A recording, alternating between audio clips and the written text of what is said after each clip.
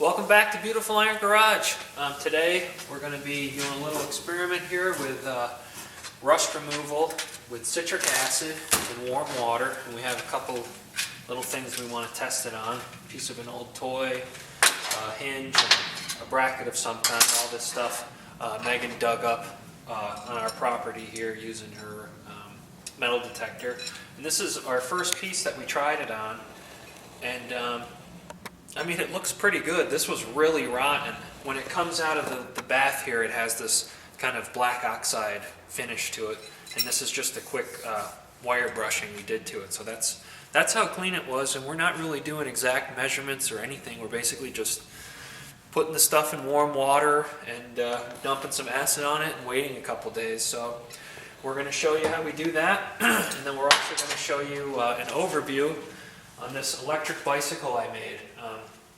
Basically, it's a Pontiac 455 starter that I welded this gear on, and it's powered by a battery, so I'll give you an overview on that while we're waiting for this stuff to bubble up and get the rust off of it. So, here we go.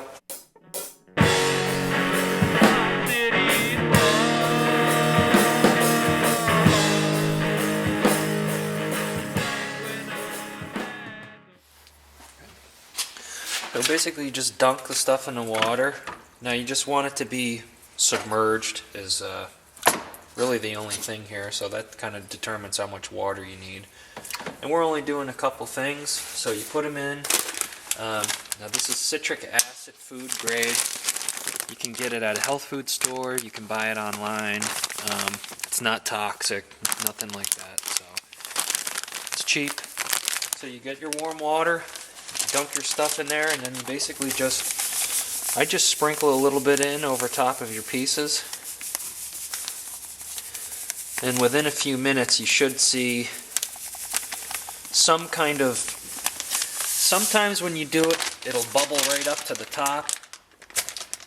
And sometimes it'll just kind of, you'll come back a little while later and you'll see that there's like almost a froth on top. But this does take a long time, like probably, you know, at least 2 days for this stuff to be clean the way that this is clean. This was in there for about 2 or 3 days.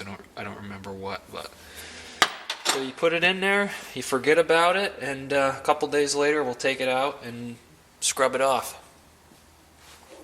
So I wanted to do a how-to video when I actually built this thing, but one day I just kind of got into it and I just did it, and I didn't want to wait or anything like that. But here it is. It's an electric powered bicycle.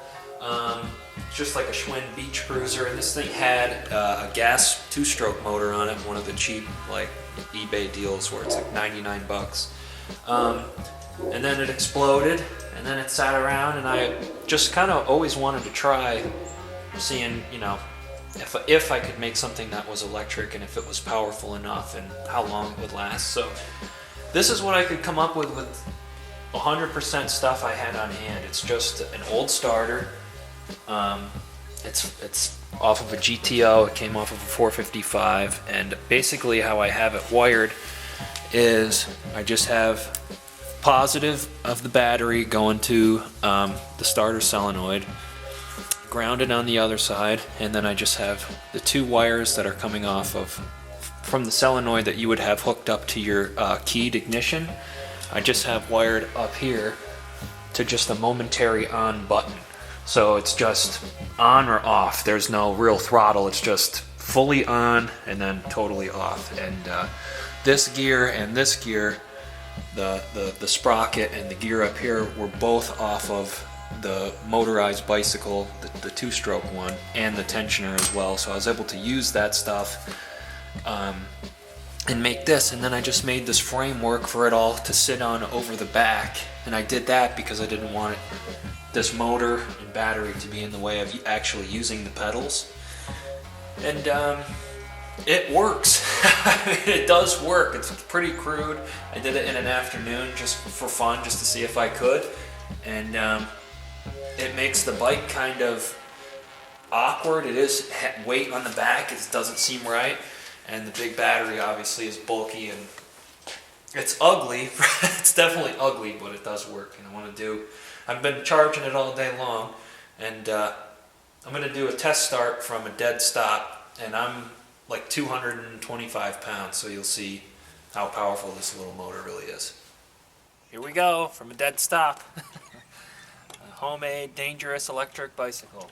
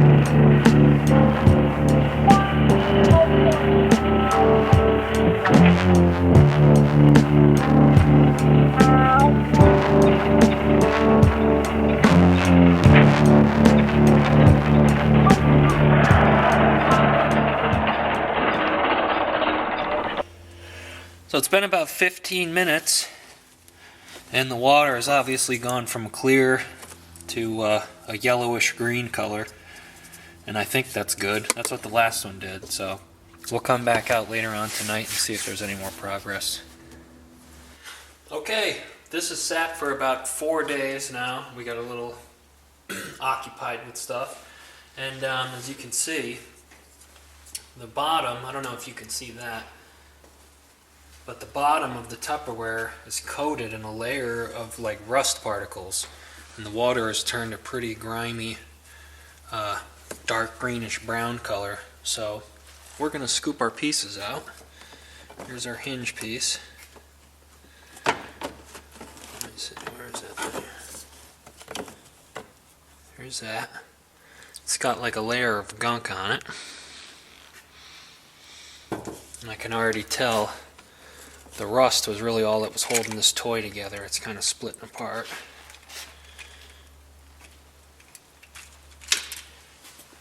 Bracket is in there somewhere, right angle bracket, there it is.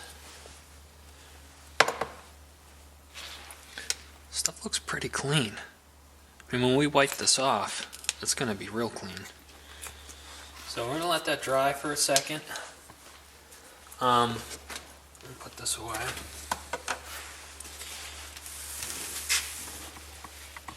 I'm going to get a couple rags and start just wiping the grime off.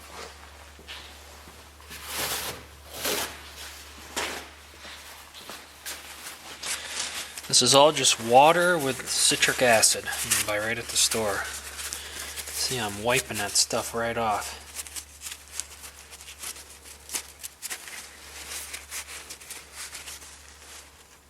Wow, there's a name on there.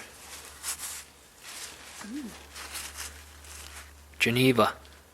That's cool. That's very old.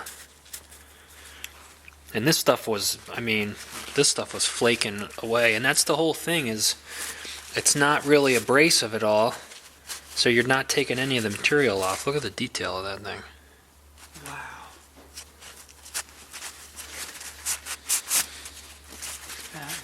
Yeah.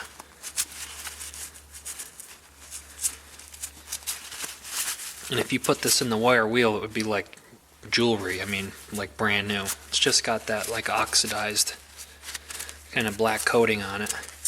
And it looks like there's still rust on it, but it's just on there. It wipes right off. That's awesome. So this one was definitely a success. I don't know if I'm going to even bother with this toy, because it's, I mean, it's clean, but it's so rotten. I think it would come off, but yeah, it's clean underneath, but there's just so little material left. Very thin tin toy. Probably close to 100 years old. Then we have this bracket.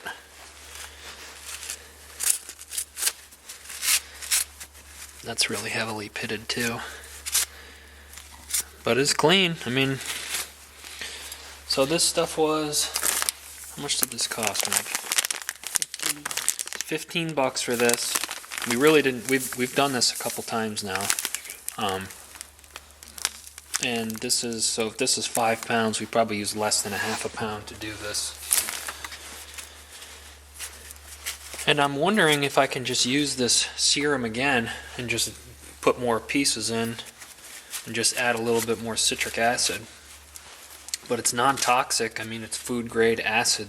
There's nothing in there other than citric acid and rust. So, but yeah, it looks pretty clean. I want to take this one and put it through the wire wheel just to display how it is rust free. It's just got this dark finish to it. Headphones on.